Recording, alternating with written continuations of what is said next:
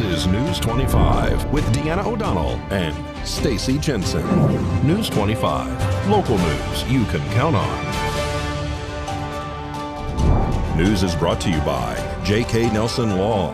Give them a call, 727-9900. News is also brought to you by Desert View Hospital. You can count on us. Welcome to News 25. We're so glad you could join us here on KPVM TV and Ace Country Radio. I'm Deanna O'Donnell. And I'm Stacy Jensen. It's Wednesday, April 27th. Well, one person who claimed that his back hurt in a crash declined to be transported to local medical facilities today following a two-vehicle crash on the highway. The crash happened on State Route 160 in front of Spring Mountain Motor Resort and Country Club. That's where a Star Nursery work truck and Snowden's landscaping truck collided. The Star Nursery truck sustained heavy front-end damage. The Snowden's truck went off the roadway and into a ditch after the collision. Pahrump Valley Fire and Rescue, the Nye County Sheriff's Office, and Highway Patrol responded to the scene. No one claimed to be hurt, and all occupants declined to be transported to the hospital. The highway was closed for a short time as crews worked to help those involved and clear debris from the roadway. Nevada Highway Patrol is investigating the crash. And a report has been released regarding Commissioner Leo Blundo and his call for service, as well as an investigation into an alleged domestic battery. Police say that on March 28th, they were dispatched to the home of Leo and his wife Melissa Blundo in Pahrump for a report of a theft as well as a domestic dispute. The reporting party was identified as Commissioner Blundo, according to reports. 911, where's your emergency? I need an officer here at 20. I have a theft to report. This is Commissioner Leo Blundo. I need somebody here immediately, please. And you said it's a theft? I'm sorry? You said it's a theft? What's the, and your name? Yeah, Leo Blundo, immediately. House as well. She's causing a public disturbance. Drunk, and you stole. You took the money. I didn't steal anything, you know. Okay. She's refusing to leave and to go get help that she needs. And what was stolen? A lot of money. Blundo stated that the female in the case stole a lot of money as well as a gun.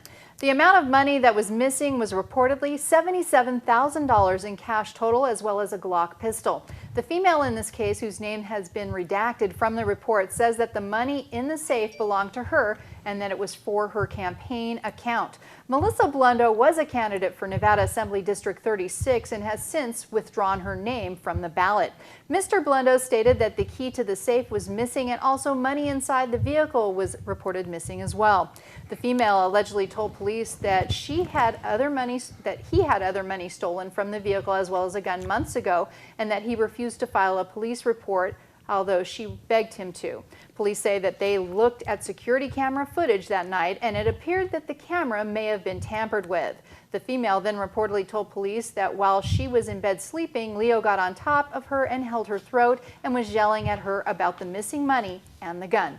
Police said that they did not see any marks on the female's neck, but did watch some videos that she allegedly recorded during the incident, in which you can hear the altercation, but it's too blurry to see clearly. Police reports go on to say that the female denied repeatedly that she took any money from the home. Police decided to forward this case for review to the Nye County District Attorney's Office. DA Arabia said that he has sent the case to the Nevada State Attorney General's office for their review. Arabia says he does not want to have the appearance of impropriety since he is an attorney for the county. And the Nye County District Attorney's Office has sent a press release today regarding this case. The Esmeralda County District Attorney's Office has agreed to review the recent allegations of possible criminal conduct against Nye County Commissioner Leo Blundo after receiving a submission from the Nye County Sheriff's Office regarding Blundo in April. On the 11th, the Nye County District Attorney's Office immediately reviewed the matter, determined that a conflict existed, and referred the matter the same day to the Nevada Attorney General's Office for possible further action. The Nevada Attorney General's Office reviewed the file and determined that they also have a conflict. As a result, the Attorney General's Office declined to review the matter and sent it back to the Nye County District Attorney's Office, which now has requested the assistance from Esmeralda County. And an Indiana couple's vacation out west changed their lives forever. Ronnie and Beverly Barker got lost traveling through Nevada, and before search teams could find them, Ronnie had died inside the couple's car in a remote area of Esmeralda County. The couple's nephew, Travis Peters, says it didn't need to end this way.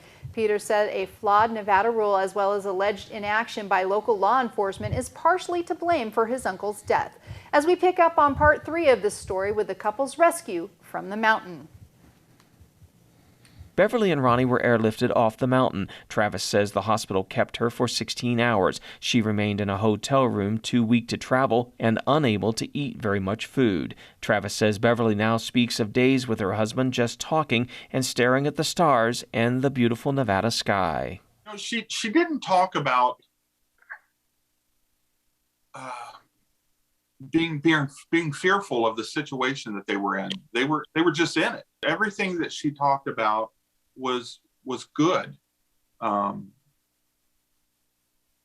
It was like they just were okay with the situation that they were in, regardless of the outcome. The Discovery Channel show is helping to get the RV and the Kia off the mountain and fix it up to bring it back to Indiana.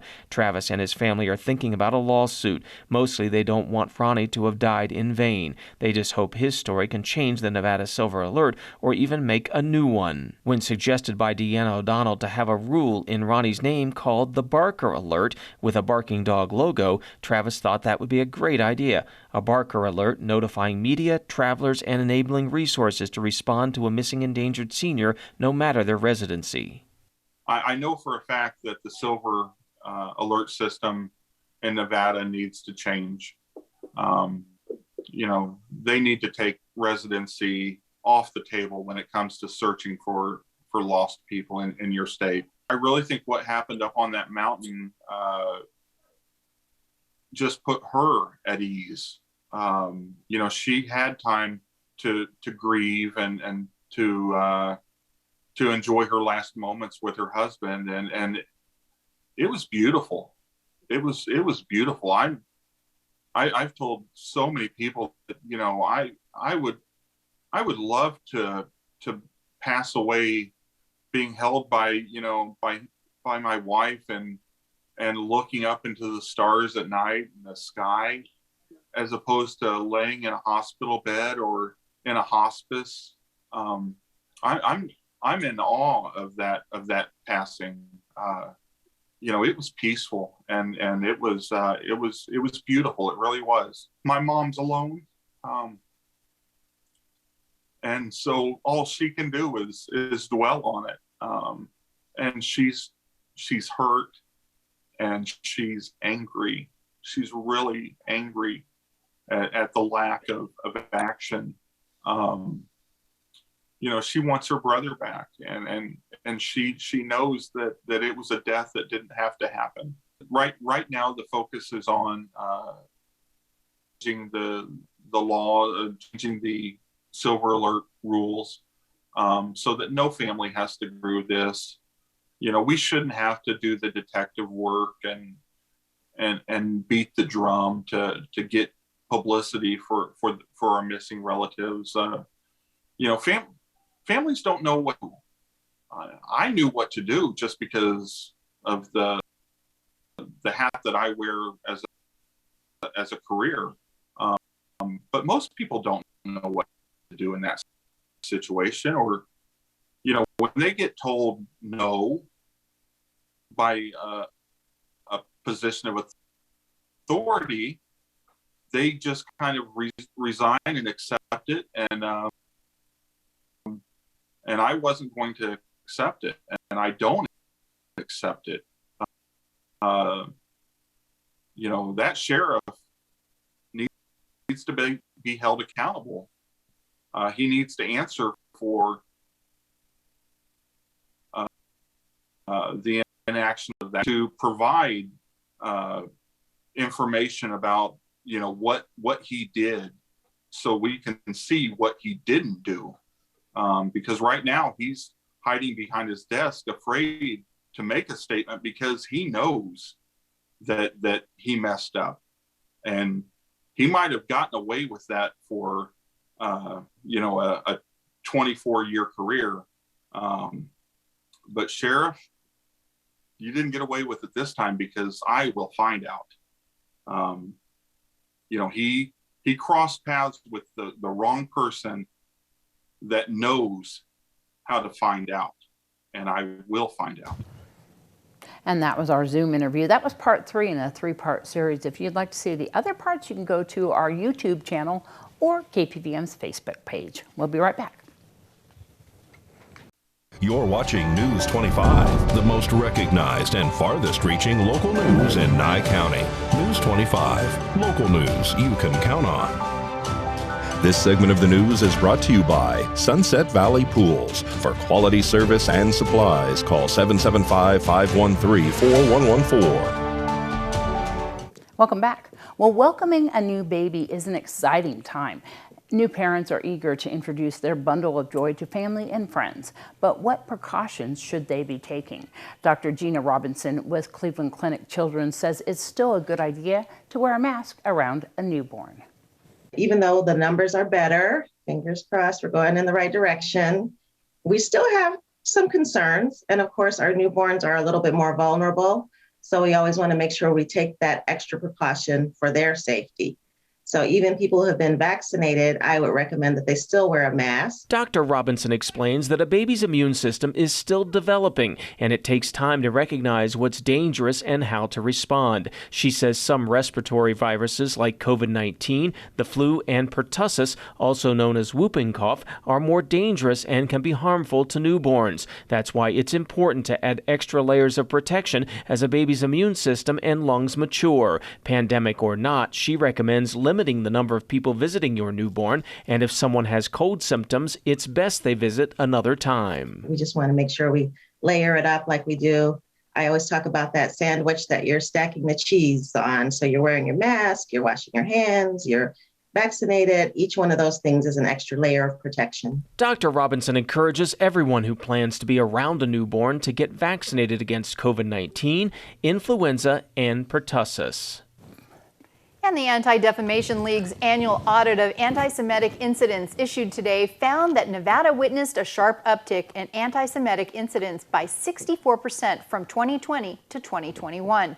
Over the course of last year, there were 36 total anti-Semitic incidences here in Nevada. That's from 22 the year before. The audit counted an alarming 173% increase of incidents of harassment, specifically to 30 compared to 11 in 2020.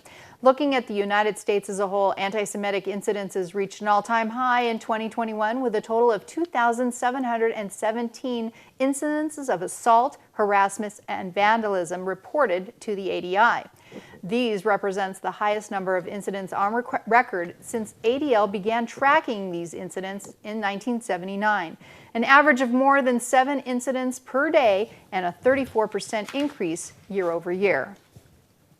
Well, the Pahrump Valley Historical Museum has been sharing the history of Nye County for 30 years. They invited the public to help celebrate the milestone. The museum started over a conversation at the Cotton Pickin' Saloon probably 3 years or so before it actually took wings and started moving. The guy that was talking about it brought a whole bunch of brochures in. His name was Orville Crawford, and he lived here for a very long time. His stepdad was a deputy sheriff here years and years and years ago. Anyway, he started the ball rolling, and then it really didn't find a home until he started talking to Buttons Ford. And Buttons gave us the property, deeded it over to the county, and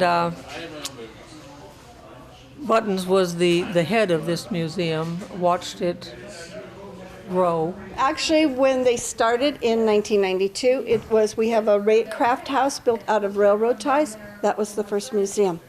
This building here, got built in 2003, and then the building that's got all the nuclear and the lecture area was built in 2011. And we've just been growing and adding. Everything in here is donated. It's grown a lot. We need a lot of people to come down and join. You know, there are applications here. It's not all that expensive. but we need the backing of people. We're talking about the history in Nye County here, and there's so much. There is. I mean, not only Yucca Mountain, the Nevada Test Site, the Johnny Mining District. Nye County, and just even this part of Nye County, has a lot of history and a lot of different things that have gone on, and we try to get all that history here. You get visitors from all over the place stopping by now that tourism is picking back up, right? Oh yeah, the exciting part is we've seen a lot from Canada, which was dead for 2 years, and now we're starting to see some of the other countries, but all the other states there. Everybody's out traveling. Yeah. The museum is open Tuesday through Sunday, 9 to 5. We're at 401 East Basin, which is just slightly down from 160. And we'll be back with more News 25 right after this break. You're watching News 25, brought to you by Mountain West Lawyer, Injury Attorneys, 727-9500. News 25, local news you can count on. And welcome back. Students at Pahrump Valley High School will be celebrating prom at a new location. With details, here's Louis Espada with this week's student news. Hello Trojans, I am Louis Wizzato and I'm excited to report on some important information. Prom has been moved to Treasures RV Park, located at 301 Leslie Street. The time and date are still the same, April 30th from 6 p.m. to 10 p.m. In celebration of prom this week, PVHS is conducting a Spirit Week. Wednesday is a battle of the classes. Underclassmen are asked to dress up, and upperclassmen are asked to dress down. Thursday is Fairy Tale Day, and Friday is Extreme Maroon and Gold Day. Finally, the AP exams will begin next week. You can find your specific AP exam date on the College Board or by asking your AP teacher. We highly recommend studying a few days in advance. If you receive a 3 or higher on the exam, you have a chance to receive college credit. That is all for this week. Make sure to study, have fun, and stay safe. News 25 Weather Cam is brought to you by Lerner and Rowe Injury Attorney's Office in Pahrump. In a wreck, need a check? Call 702-877-1500. Little bit of clouds. A little bit of clouds, a couple of high clouds. We're going to have a full weather update with John in just a moment.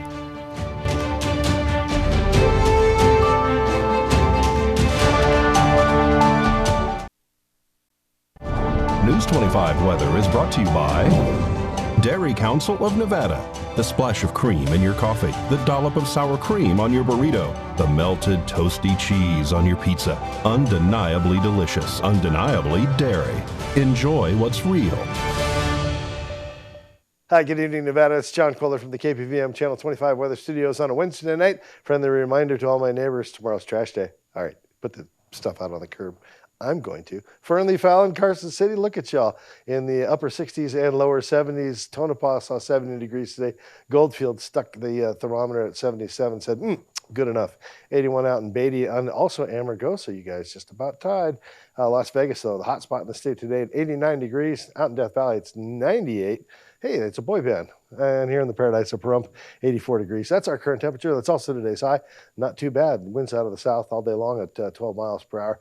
Actually, kind of a nice cooling, sensation. Not too bad at 12 miles per hour. Sun rose this morning at 5:54 a.m. It's setting this evening. Look for it at 7:28. It's going to be a gorgeous sunset, and we're going to have some clouds. There'll be some colors in the sky, and that'll be great. South-southeasterly winds to 14 miles per hour until tomorrow. And then what does it bring? Well, let's see. More clouds. There you go. 81 degrees. 15-mile-per-hour winds, and then 3 days of sunshine. Oh, won't that be nice? Looking like our temperatures peaking out for the week on Saturday at just the right time. We can have a gorgeous sunshiny weekend. Clouds will come and go Monday, Tuesday, Wednesday. Winds throughout the week, just under 15 miles per hour. And they seem to be calming down, but, steady. So look for that and make plans. Back to the desk. Here's Deanna. Well, we got a couple things. Number one, Jason David Frank is down at Hypno Comics right now on East Street. You guys can go down there. Green Power Ranger. Yay, he's down there. So I'm going to go down there in a little while. And then also tomorrow is the debates. It's our final. Yeah, our final of 3 I'm told that we might do others, but we are going to have the Commissioners District 1, Commissioner District 4. We're going to have our recorder speaking as well. So if you want to find out all about it, of course, you can find out more by going down to the Bob Roode Community Center from 5 to 9 tomorrow night on the corner of Basin and Highway 160. We'll, of course, upload it to our Facebook and YouTube page as well, and you can watch them. You can become involved. You can send me questions. That's right. Deanna at kpvm.tv for the commissioners and the recorder's office. It's going to be fun. All right. Well, that does it for us tonight. I'm Stacy Jensen. I'm Deanna O'Donnell. Have a great night.